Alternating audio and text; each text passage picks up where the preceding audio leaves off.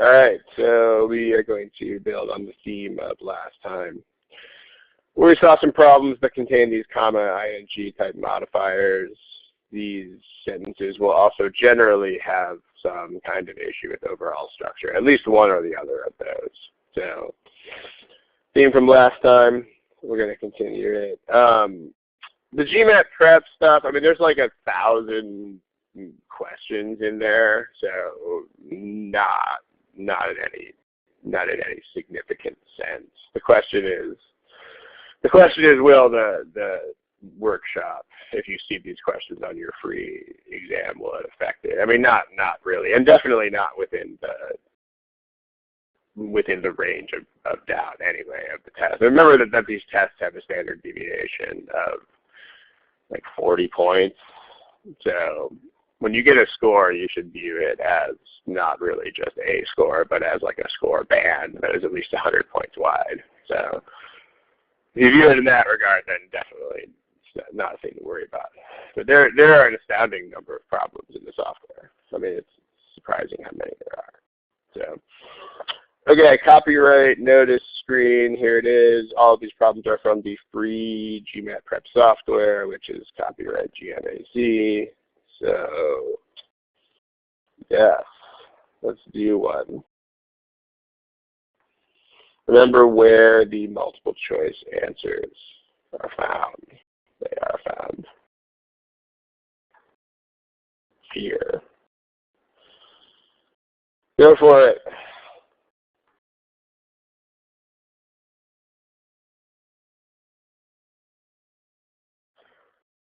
Okay, we should probably pick an answer to this pretty soon. Remember the way this exam works, if you don't have, I mean, there's no such thing as not answering the problem. So, because the exam will not move on until you do. So, you can't leave it blank. I mean, if you're there and you're not answering, there's only so much that I can do, but just make sure that you're responding to the problems. Okay, so if you remember the theme today, these two things, so at least one of these is going to be present in the problems, either comma ing or issues with overall structure. So, I mean, and when you have these kind of, if you have any kind of practice that is blocked according to a theme, what you have to do is make sure that you are not relying on that to identify the errors. Like, for example, today, this sentence right here has some overall structure problems, which we're going to see. But just make sure that you have make sure that you have a mentality that's actually going to be functional moving forward. I'll tell you what I mean by that. So, I mean, the wrong mentality, the one you don't want to have, is I noticed overall structure issues here because this is a lesson on overall structure issues. I mean, even if this is true, you still have to go back and figure out the right mentality, which is something that will actually translate onto the test. Because, I mean, there's no, when you take the test, I mean, there's no signals like, oh, hey, here, this is a problem about X topic. I mean, that's not a thing. So the right mentality that you want to have is, and even if you have to, again, even if you have to construct this in retrospect, from noticing something,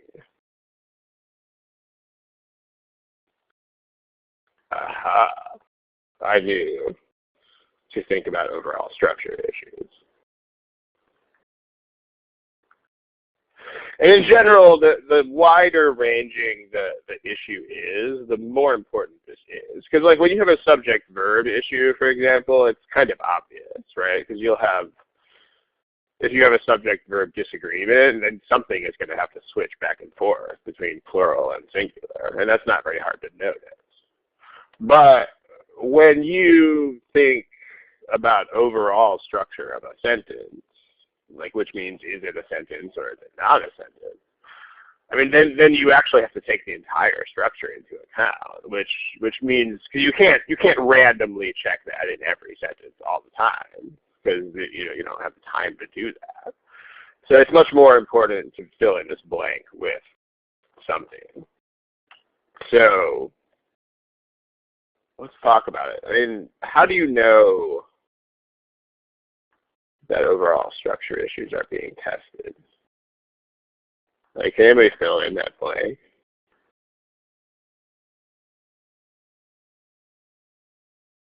Goes in the blue blank.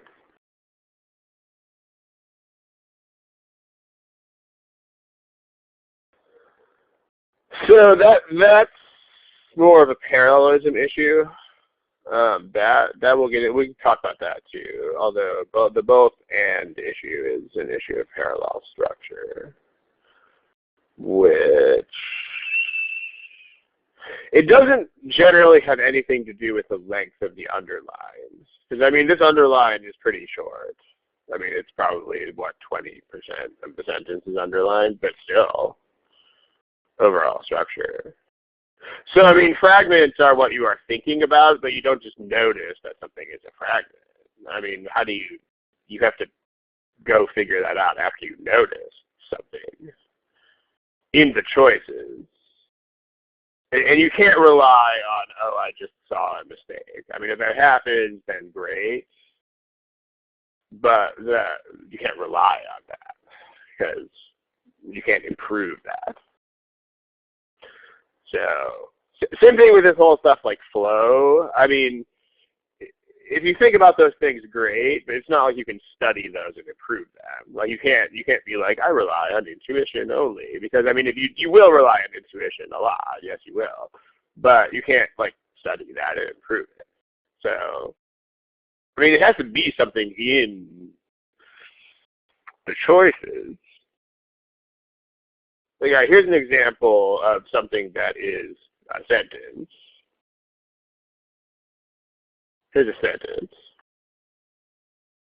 The dog chased after the ball. The dog ran after the ball. That's a sentence. Okay. Here's something that's not a sentence.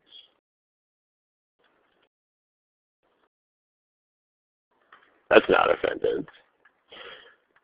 I mean, if you want to call it, I mean, it doesn't matter what you call it. You can call it a fragment. You can call it a pink flamingo. It doesn't make any difference what you call it, as long as you know that it's not a sentence. But this is what you notice. What you notice is there's a difference in the choices between these two things. Because notice that there are, I mean, at the end of the day, sentences have a simple core, which is decorated with a whole bunch of other stuff. I mean, the core of the sentence is like subject, verb, the dog ran. Or like sometimes an object, I hit the ball. And then most of the rest of the stuff in a sentence is just modifiers, which is another way of saying decoration on stuff. So, and the deal is this is a verb. And this is not a verb. And I mean, when you have issues with an overall structure, pretty much this is what creates those issues. Because, I mean, the core of a sentence is a subject and a verb and sometimes an object. You can't really get rid of a subject. I mean, I don't really know how you do that. Like, you wouldn't have a subject that goes away in some answer choices. But, you know, if you have verbs that transform back and forth with modifiers, that tells you that you should look at the entire sentence and figure this out. So, and I mean, again, this is the roadblock for a lot of people, is they just like study how stuff works, which in retrospect is great, but it's not going to help you identify problems. So if I notice verb versus not verb in the choices, that's when you should start tuning into overall structure, because that's what creates the issue. So look at this. I mean, that's a verb. Comes is a verb. Coming is not. And notice that come, I mean, come is a verb there, but it's inside a modifier. So this means that you are going to need to think about the overall structure of the sentence. So smiley face, icon, thingy, if this makes sense. Some are verbs, others are not. So think about overall structure. And I mean, again, this is very simple, but a lot of people just don't do it. I mean, and I think the reason why they don't has something to do with answer keys, because answer keys just kind of declare that things are right or wrong. They're like, the problem with this choice is X. You know, which is great, but that doesn't do anything for you in terms of identifying the problem. Because I mean, you know, one thing about sentence correction is that most of the errors are not that hard to understand. Like, you don't need some incredibly subtle, nuanced understanding of written English here. I mean, that's in general, once you see the errors, they're not that hard to understand. The problem is that you have to see them in the first place. So let's think about overall structure here. Let's think about that. Let's take that to the next page. Okay. All right. Well, so methane's going to be the subject of this sentence, right? And then which blah, blah, blah, blah, blah. And then notice right now we are only thinking about overall structure. We are not also simultaneously thinking about other things.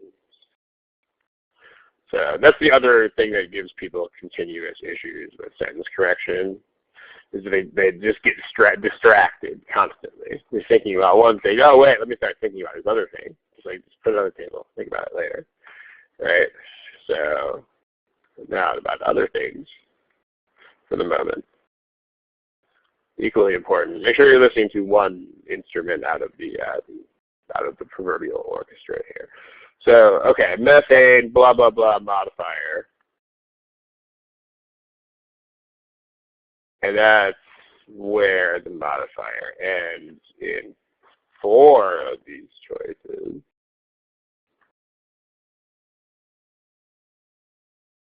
All right, well, and we can mark that here too. Yeah. That means you got to have a verb there, right? Because this is your sentence.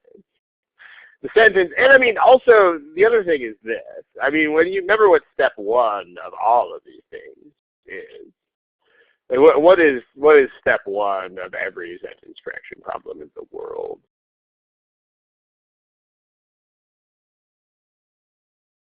Step 1. Okay, go ahead, sure, but what do you do when you look at it? Okay, you do have to look at it. That's true. That's it. You need to figure out what it is. I mean, there's no sense in locating subject and verb unless you have a reason to do that, because that sometimes it's not an issue, in which case you're wasting your time. But yeah, I mean, step 1 is to figure out, and you definitely don't want to look at the answer choices first, because you would not know what they are doing. I mean, step 1 is figure out what the heck the message of the sentence is. Yeah. So, I mean, here, because the point is that there's going to be some main thing that the sentence is doing, and that should be the main structure of the sentence. So if you look at these words, and remember, the sentence doesn't have to be correct for you to hear this. It just has to kind of be there, and your common sense will figure it out. So if you look at this, there's a lot of stuff going on here, right? But the point is methane, and then you notice this commentary here, and then the rest of the sentence is methane comes from a bunch of places. That's basically the message. Methane, and then if you think about that stuff about greenhouse gases, that's part of the message too, although it's kind of a side point. Right, so methane, which blah, blah, blah, blah, blah, comes from lots of places is basically the deal. That's what's happening there. Okay, I think once you have a sense of this, then you kind of know how the sentence has to be put together, right? it's going to have to say methane comes from lots of places. That's the other clue. So not only should you notice that there is an issue here with some things being verbs and other things being not verbs, but on top of that, you should also expect that to be a verb. So, yeah. All right. And then, if you scan the rest of the sentence, it's basically just from blah, blah, blah, blah, blah, blah, blah, blah, blah. So that means that B and D and E are not sentences. They're not, because they don't have a verb. Like B is methane coming from a bunch of places, period. In other words, B, D, and E are structured like this one. Those are the dog running after the ball, period. So, not a sentence. Whoopsie. So, those are gone because they are the same thing as B, D, and E. They're like that sentence. So, gone, gone, gone. All right. So we got A and C.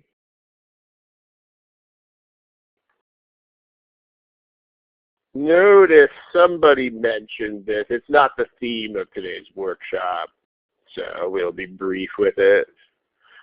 But you've got a both, and you've got an and. Let's do that in this color. And those are placed differently in these two choices. So, I mean, there are plenty. I think there's at least 3 or 4 of these workshops on parallel structure. So, if you don't have the basics of that covered already, that's where you can go. So look at it. But basically, you have a both X and Y. And I mean, those are rigid structural signals. The words both and. Like you look at the stuff that comes after them, and it should look the same, or it should at least be as similar as possible.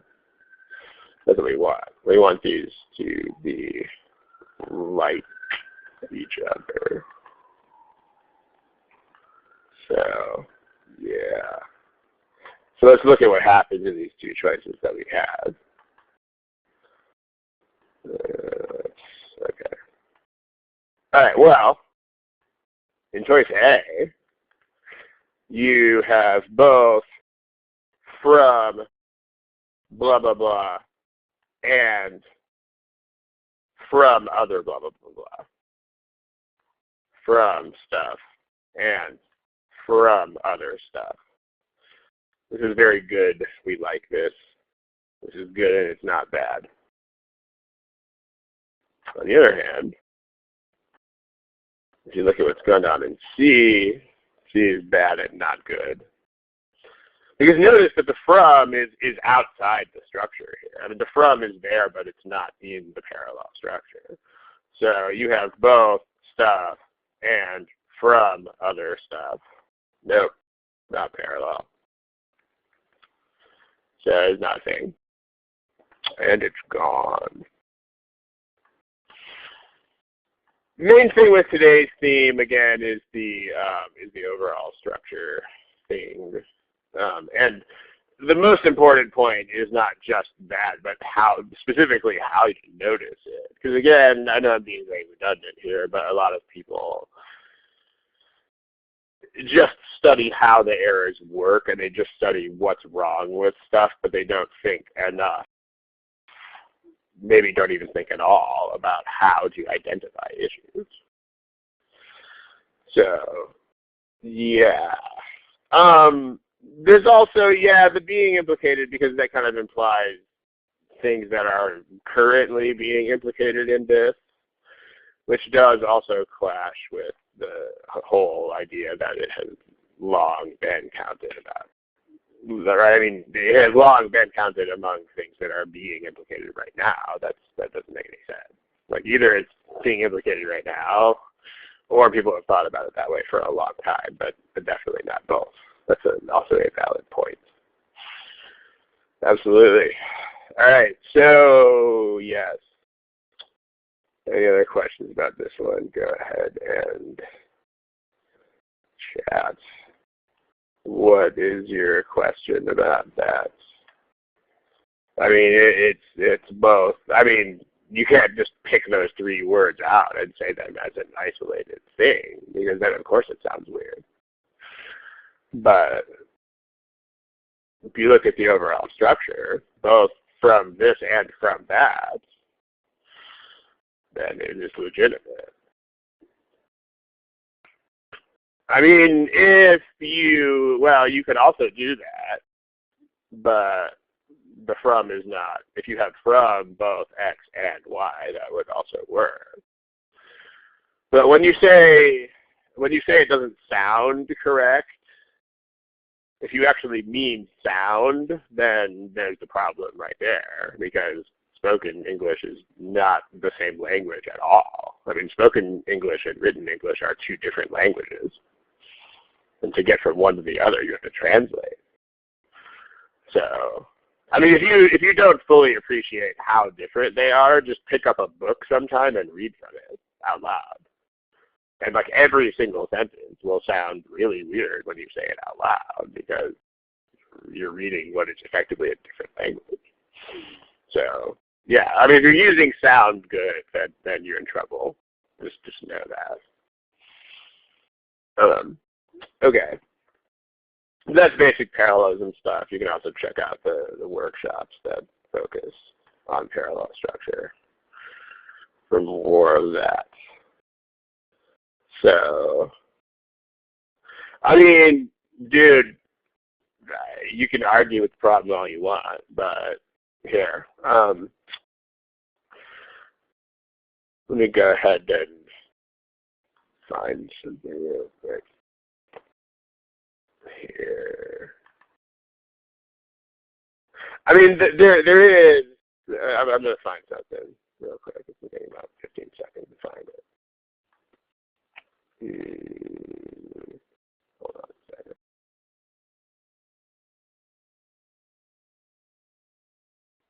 All right.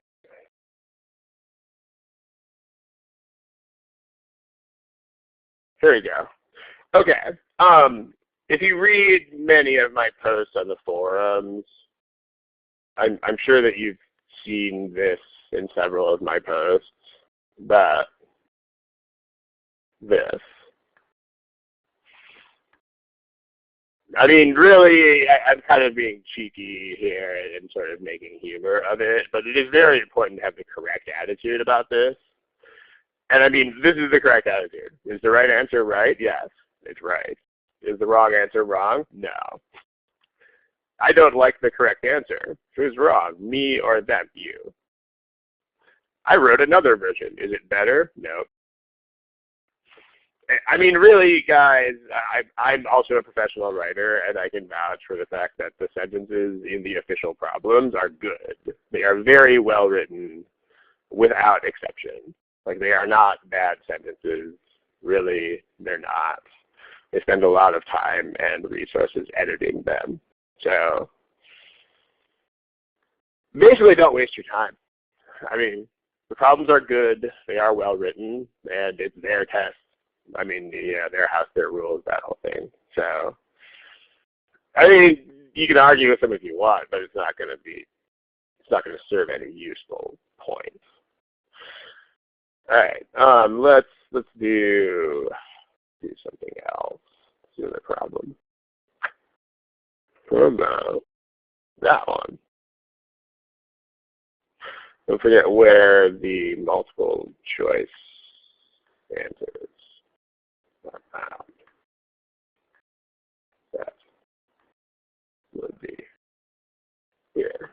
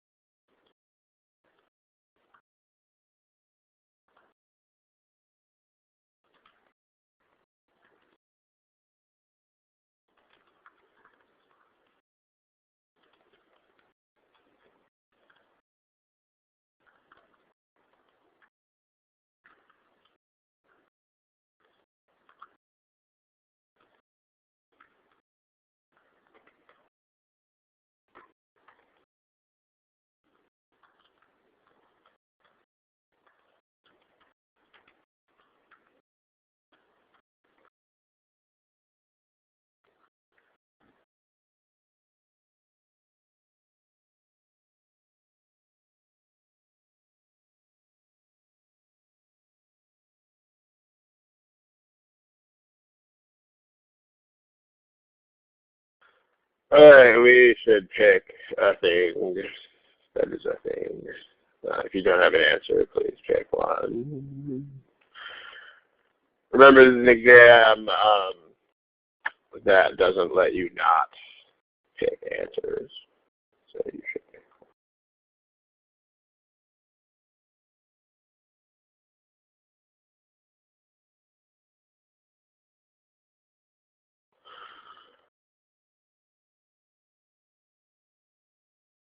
All right. Yeah, I mean, I guess it might even seem like this is a less than parallel structure because there's a lot of parallelism going on here too. But so remember what we saw. This if you've got some things that are verbs and other things that are not verbs, you have issues of overall structure. Yes, you do. So if you look at this, well, that's not a verb. That's a verb. Has prompted. That's also a verb. Well, it's a plural verb instead of singular, but it's a verb. And then those are also verbs.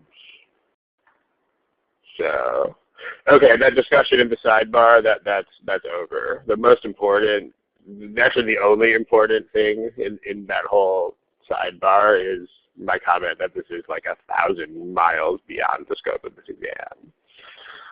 So, like, really, that is something you would only worry about if you were a writer, and even then, you would only worry about it rarely. So, it is not worth your time to think about that at all anymore. Okay, back to the thing at hand.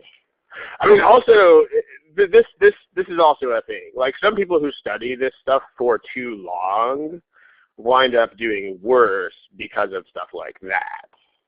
Like, you know, they start spending all their time studying these, like, tiny little aspects of problems, which are probably just there to distract you. And they slowly but surely lose sight of the fundamentals. I mean, it's actually a pattern I've seen with a lot of students. I mean, you really don't want to be studying for this exam for, like, a year or something, because, you know, the sentence correction tests fundamentals. For, you know, it's not a test that I need to know 50,000 small nuances of English. They change small things in the sentences a lot of the time just to kind of throw you off the path of the big stuff. But the sentences will have big things wrong with them. So just make sure you don't lose sight of that. You know, if your studying has become entirely focused on small nuances, it's time to stop studying and go take the test. Just keep that in mind. Okay. This. So overall, you've got, I mean, this is ultimately the core of the sentence should be something like the dog ran after the ball or whatever. But here you have two things as subjects. So you have the complexity of this thing and also the vastness of this other thing. So you have two subjects. Notice you've also got a parallel structure there. Both the complexity and the vastness. And I mean, also, remember, don't forget step one, which is what's the message of the sentence.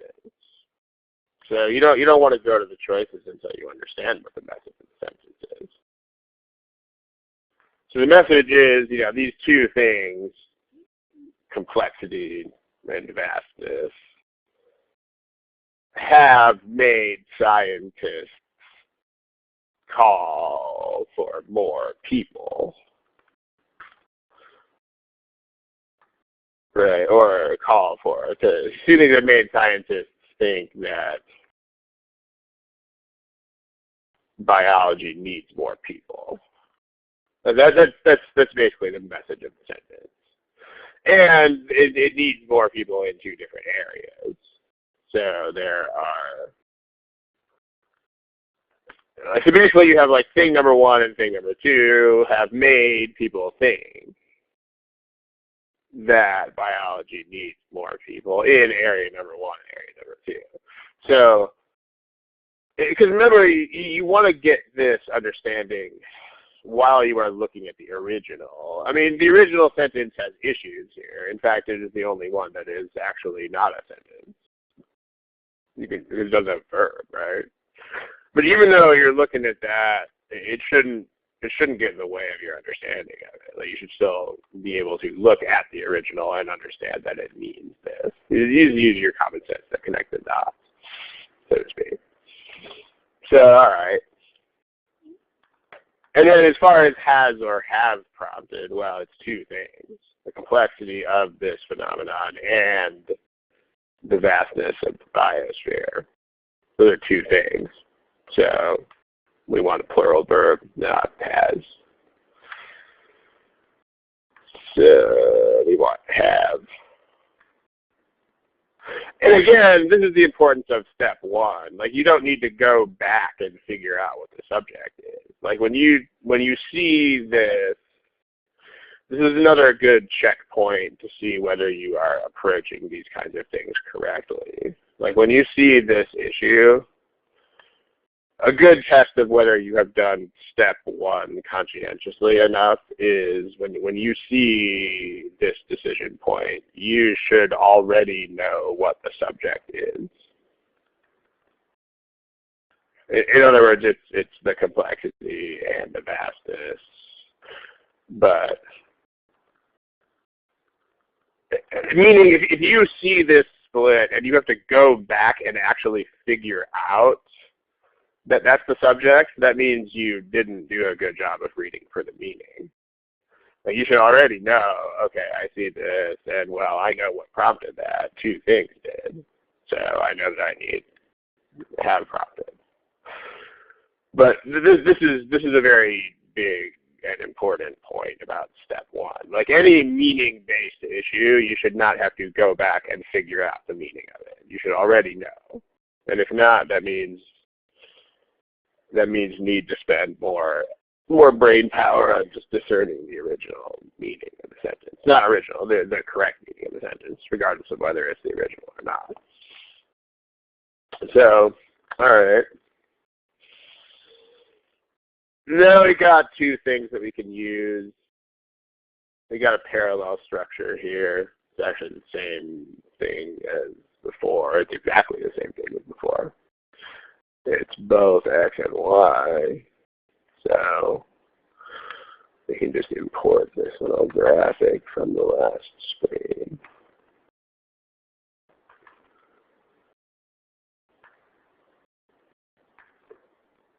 So, well, let's see what we've got here. There's a both. There's a both. Hey, those are in front of different things. That means you're gonna get an elimination. So they work both in the field, this choice C, and in laboratories. Yeah, that's perfect. They both work in the field and in laboratories. No, can't do it. Can't have both work somewhere and in somewhere. So, and there's also, yeah, at the beginning of it, you can't combine both with as well as. That's another problem. But that's just a problem of idiom, like, you know that both goes with and not with as well as. But, I mean, D is blatantly not parallel, and that is the thing that you should be noticing about D. I mean, if you know that both can't go with as well as, that's great. That's one of those things that you either know it or you don't know it. But, I mean, this is very basic parallel structure. I mean, again, if you spell it out, I mean, if you just look at what happens in those choices, right? Choice C has both in the field and in labs. Hey, it's perfect. Choice D has both work in the field and in labs. Whoops, those are not parallel because that is not parallel to anything. So, I mean, again, this is very black and white. I mean, this is parallel, this is not parallel, and it is what it is. So, I mean, if this is not perfectly black and white to you, then you are somehow complicating this in a way that is, at best, unnecessary, and at worst, misguided. Because, I mean, this is the kind of thing that needs to be like, this is absolutely black and this is absolutely white. Because there are a few of those. I mean, but this is as black and white as that is. Like, that is singular, so it is bad. This is plural, so it is good. What? I don't understand that question. I don't understand that question. I'm sorry. Maybe you can rephrase it. But, okay. Again, no, you can't mix both with as well as. I mean, as I mentioned before, that's also a mistake. But you don't need to notice that here because you have black, white, parallel, not parallel. There you go. This is good. This is bad. So C is a winner. But just for the record, yeah, you also cannot mix both with as well as. That's not a thing. So if you happen to know that, you can also knock off C for that reason. Yes. Okay. All right. Any other questions? Go ahead and put it in the chat box. No, let's look at another one. Let's see. How about this one? Remember to think about, I mean, you should always do step one first. That's why it is step one and not step more than one. But again, be sure to understand what the sentence is trying to tell you before you look at the choices.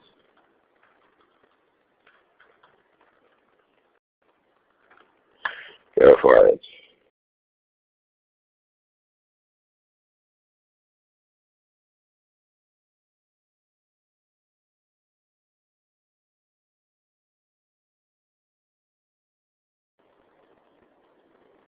All right.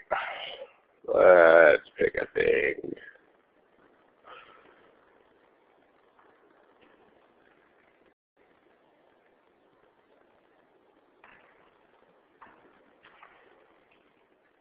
Still about 7 of you guys who don't have an answer yet. Remember, can't do that on this exam. You got to pick something. That is a thing.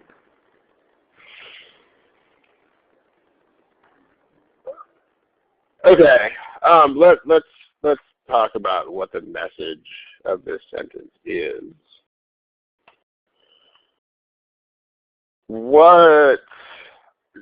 So I mean, all right. Some people are less likely than other people to basically be stuck with bad health insurance, but since this is the part that they're flipping around, we want to make sure that we know, especially what is going on in that part. So, like, what are these insurance plans? Like, how many things do the insurance plans do? They do 2 things, not 3. Because I mean, insurance plans very clearly don't spend time with people, so that's something doctors do. So, but the insurance plans, yeah, the plans do 2 things. The first thing they do is they impose limits on medical services.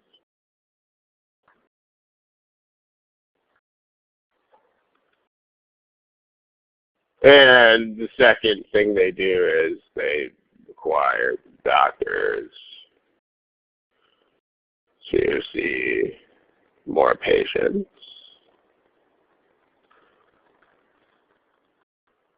And then what's that last part about spending time? How does that relate?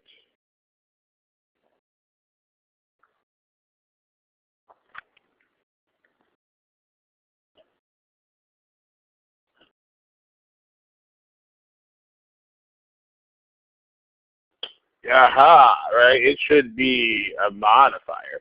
Because, okay, here's the thing, right? If you notice this kind of thing where you have comma ing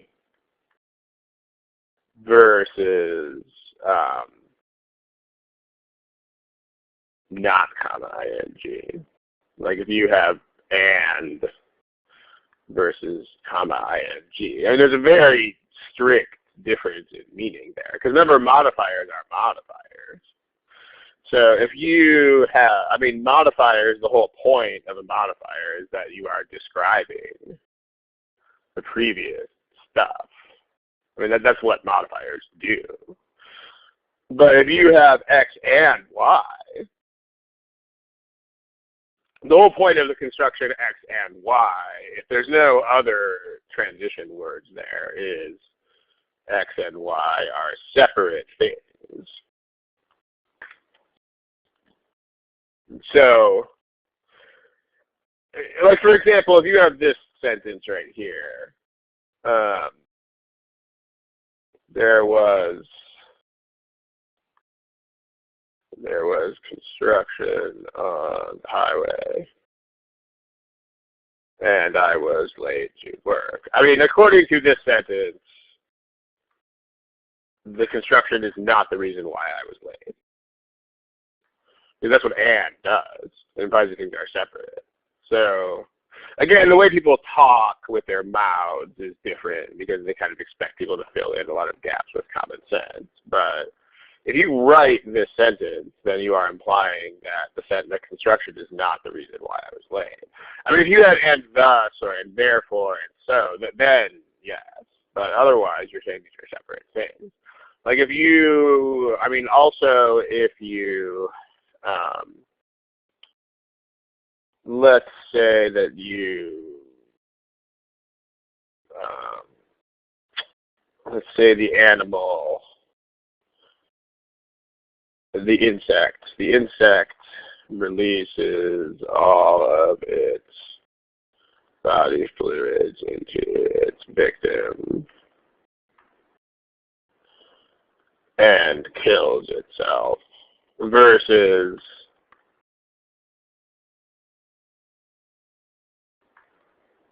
the insect releases all of the body fluids into its victim, comma, killing itself. I mean, these are different things. Again, the whole point of modifiers is that they are modifiers, right? So if you have comma ing, then what these do is they describe the action that comes before it. So the action that comes before in this case is that action of releasing body fluids. So in this second sentence, we're saying that's the source of the death. Like we're saying the release of body fluid is the thing that actually kills the insect.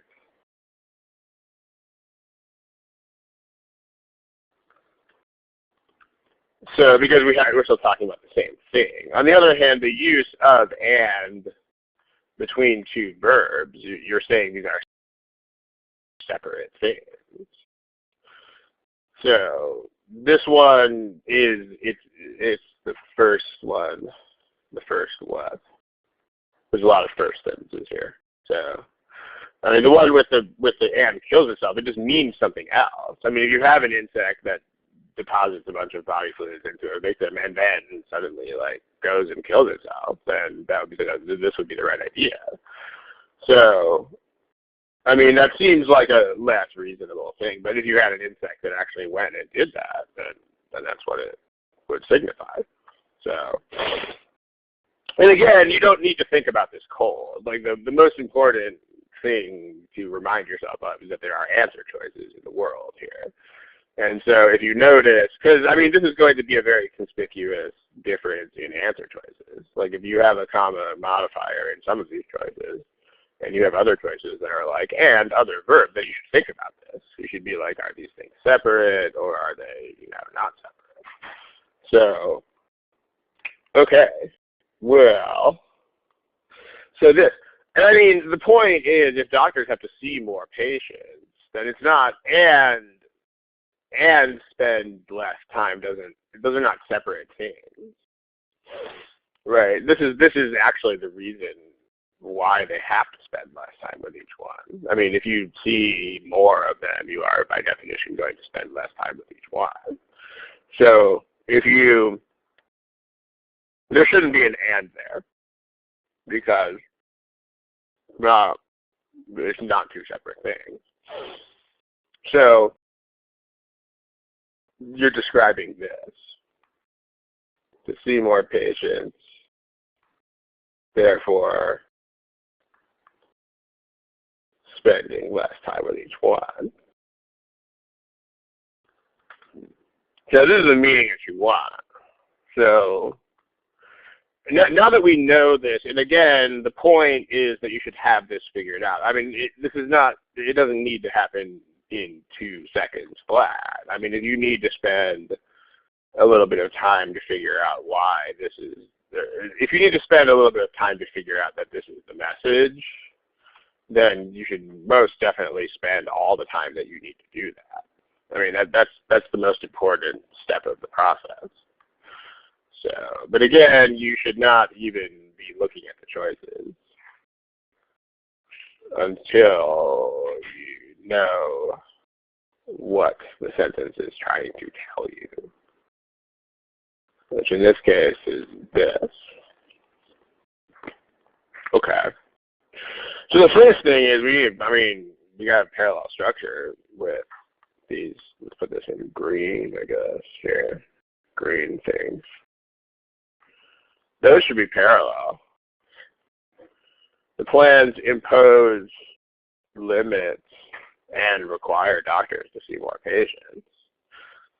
The plans only do 2 things. I mean, the plans obviously don't spend time with people. So we need to have impose and require is what we need. Or imposing and requiring. So imposing and requiring, okay, that would work. Imposing, comma, requiring, that's not how you make a structure of 2 things.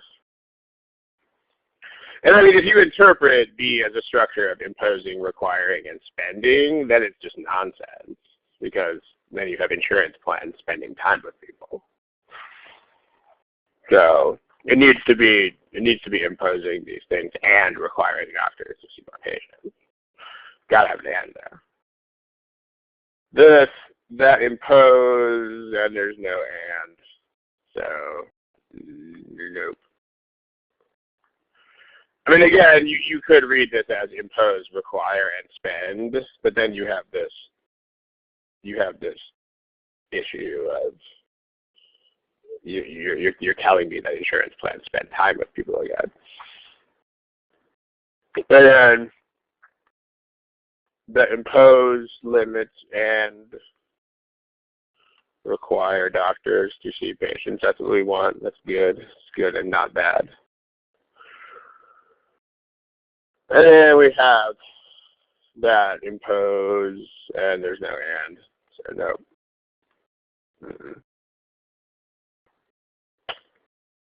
Okay. And I mean, even if you interpret this as comma ing, then you would still have insurance plans spending time with people. So problematic no matter what. So that leaves us with A, alligator, and D, dog. All right. I mean, you can have this either as plans doing this or as plans that do this. Those are both fine. I mean, plans doing this implies that the plans might change sometime, but that's not really the point. So instead, we got to look at the end here, and this is where we have this distinct difference between does this comma doing this other thing, and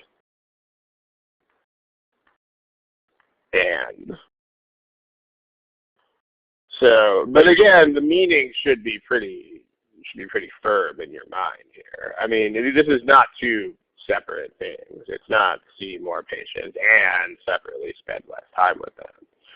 This is two descriptions of the same thing, right, that they require. The doctors are seeing more patients, and then spending less time with each one is a description of seeing more of them.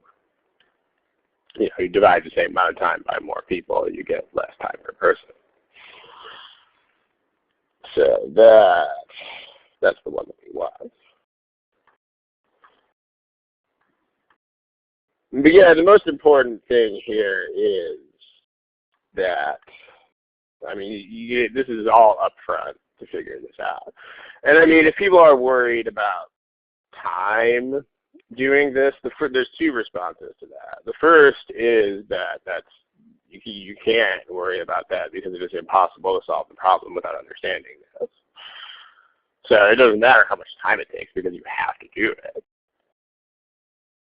But also, the more important thing is that it's the most efficient thing, right? If you have this all figured out, then you know what a lot of structural aspects will have to look like. Like here, we know for sure that there has to be some form of impose and some form of require, and only 2 of the 5 choices even have. So, okay, that was discussed, but we can discuss it again really quick. I mean, there are 2 things there. I mean, the first is you know that it has to say that the plans do this and do that.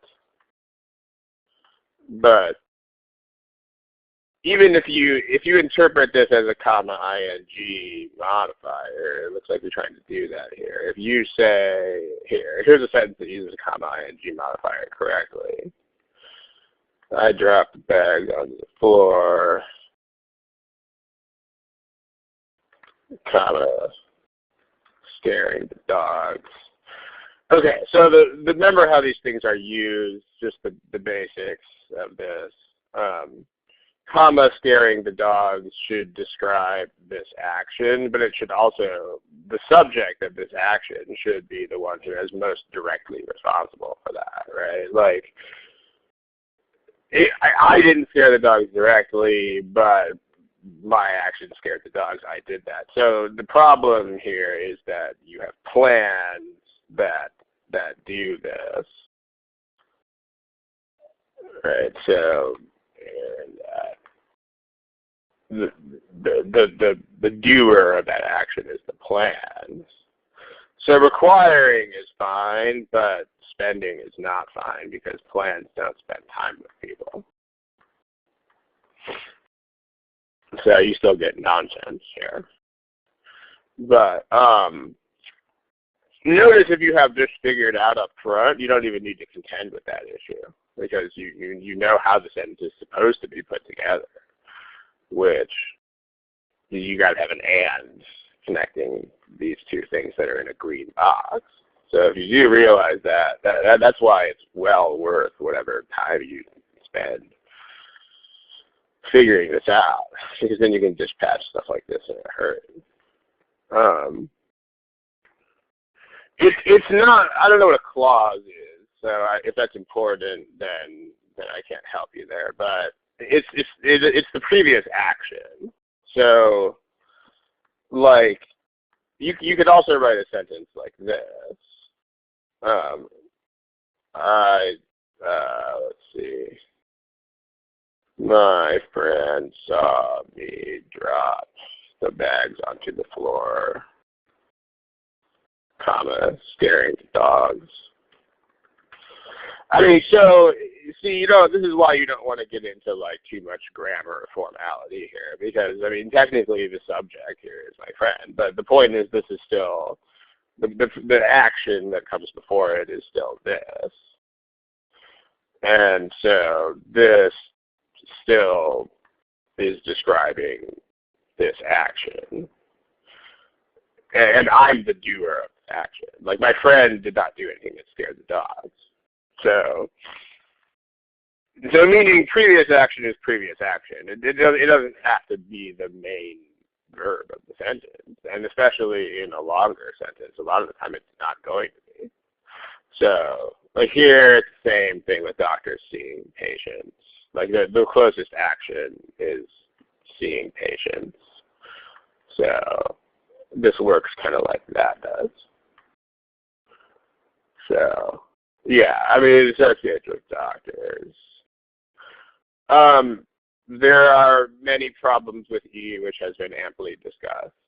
So if you just logged in and you missed that discussion, then you can watch the recording of that when it comes out next week.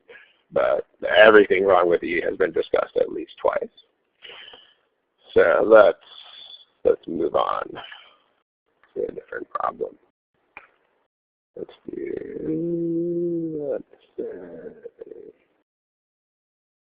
how about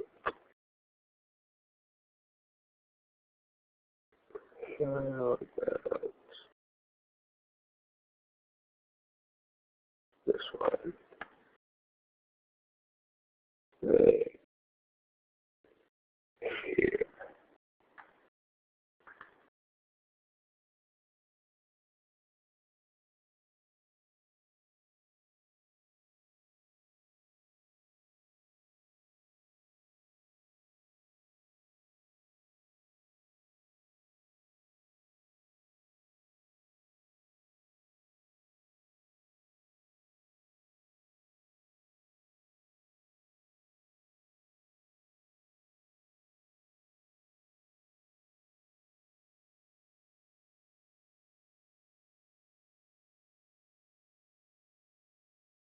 All right, we should pick a thing.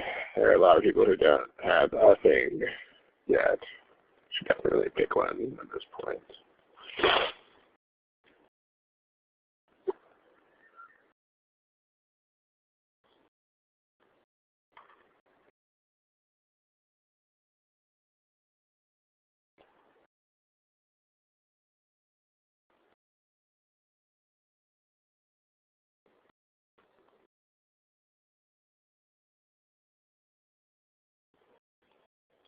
Okay, let's discuss. And again, this is not a long problem, which means it doesn't mean it's easier. In fact, a lot of the shorter problems are harder because there's not as many different things. I mean, in fact, a lot of people have this irrational fear of the long underlines, but honestly, the problems with the really long underlines tend to be easier because there's more stuff that you can use. So,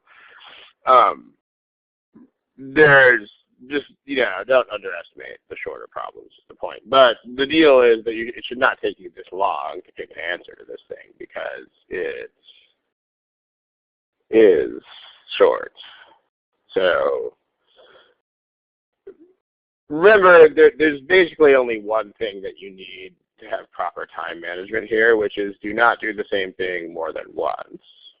So don't look at the same words more than once unless you are looking at a different aspect of those words the second time. If you're stuck, you just have to pick something and move on. But no matter what's going on, there's no reason why it should take that long to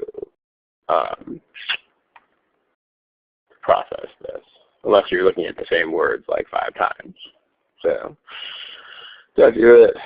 All right. Anyway, what is the sentence trying to tell us? So the message is that we have suppliers. They go and fish really fast, and this modifier describes stuff they're doing as they, this is more information about how they're growing the fish. So that should be a modifier. More info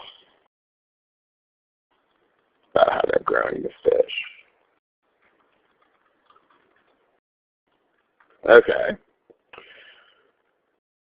So, well, I mean, one thing you might notice pretty quickly is that there are two things in this modifier which most certainly have to be parallel to each other. In fact, I don't think anybody picked the choices that don't do that. So you can knock those out right now, right? Cutting the feed allotment and raising them on special diets, cutting and raising for sure. So those need to look like each other.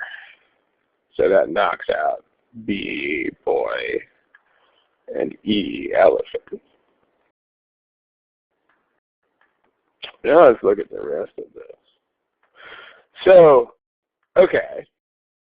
As far as choice C goes, I mean, again, what are they growing these things faster than? Like what? It's twice as fast as what?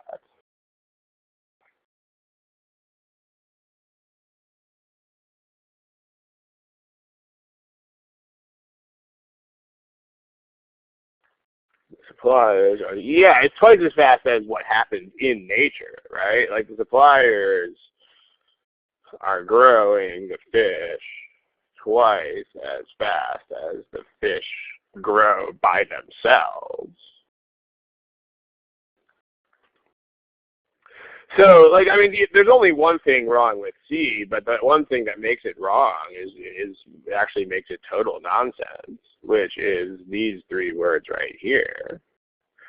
I mean, growing them naturally is that is actually impossible in any context, because growing them means that the suppliers are growing them, which means that it's not natural. I mean, in nature, no one is growing them. They just grow by themselves. So, in fact, these three words are impossible because they just don't make sense. Right? I mean, like they're, in nature, no one is growing them. So they just grow. So, okay, now,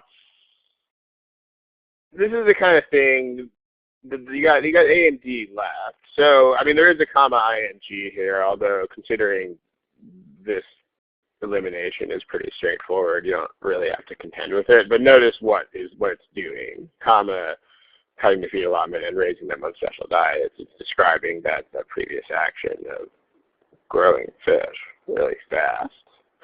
Now, let's talk about this. How about this?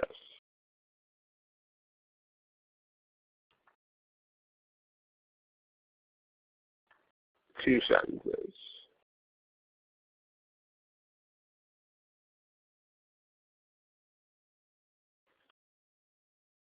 Here's one. And here's another one.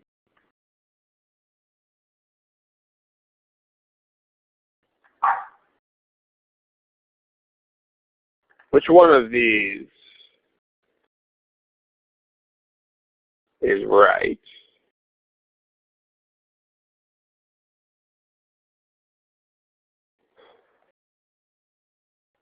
Yeah, so when you notice this kind of thing, and again, you would never have to just think about this randomly because, the world has answer choices. But, I mean, my brother's height doesn't have a height. You can't say my brother's height is 6'4".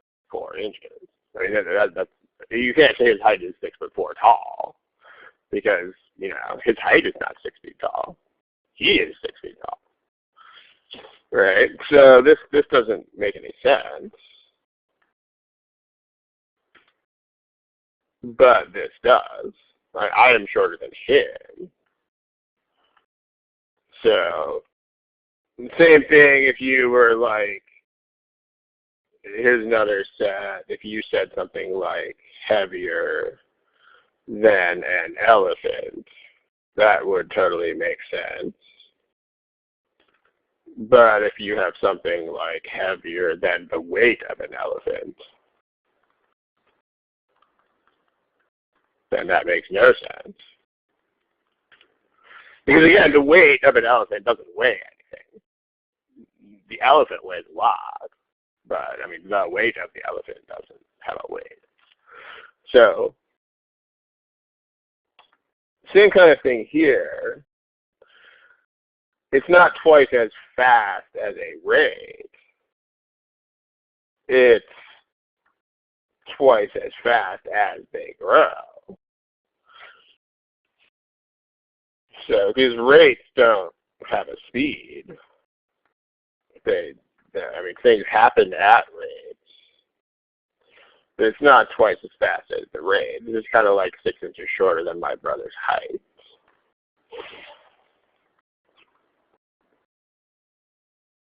On the other hand, they grow naturally. It doesn't have this problem. So there's our winner.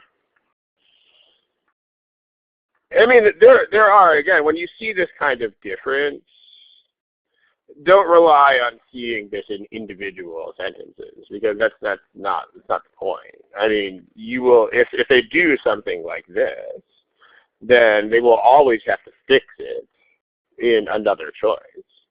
So you'll see, if this is the thing, then you don't just need to notice it in isolation. You'll be like, aha, these choices have rate in them, and these choices don't.